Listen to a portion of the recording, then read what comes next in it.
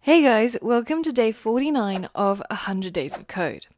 We're almost halfway, and today we've got a really special project for you. Now, I know a lot of you guys are learning programming to get a new job or change the area in which you work and basically just find better opportunities for yourself. So, today's project is going to test what you've learned about how to work with Selenium, and we're going to be building a automated job application bot. This is going to put all the skills that we've learned yesterday into use, where we get Selenium WebDriver to drive a browser to open up a website and apply for jobs. So applying for jobs can be quite tedious, working through each of the applications, filling in the required details, and hoping that your application stands out. So let's see if we can make this easier for ourselves by automating the process. Now, one of the ways that a lot of people apply for jobs is on LinkedIn. So they have this section called jobs. And when you go there, you can search for the kind of jobs you're looking for, where you're looking to work. You can even add in filters like show remote jobs only, where you can work from anywhere in the world. And they've also got this really neat feature called Easy Apply.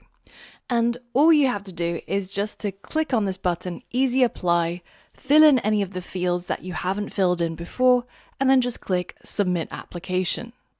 Some applications are a little bit more complicated than this. This is the simplest format. Now, in order to actually show you the whole process without messing with anybody else's job applications, I decided to create a job posting on LinkedIn from our own company. So we're currently looking for a marketing intern to help us launch courses. And when I click on this job, you can see this Easy Apply button show up. So if I click on Easy Apply and I fill in my dummy phone number, then I click on Next, then I can include a resume.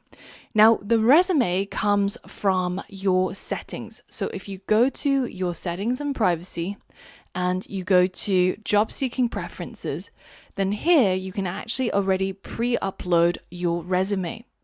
Once you've done that, then when you click Easy Apply, you'll see the resume already uploaded, so we don't even have to do that using our bot. Finally, we click Review, and we're ready to go ahead and send and submit our application. So that's how easy it is to submit our application. And you can see that there's only 4 or 5 steps that we need to automate in order to apply for a job.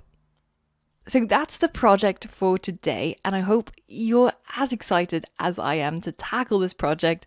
And you might even see a practical use for it in the future. Once you're ready, head over to the next lesson where you'll find step-by-step instructions on how to complete this project.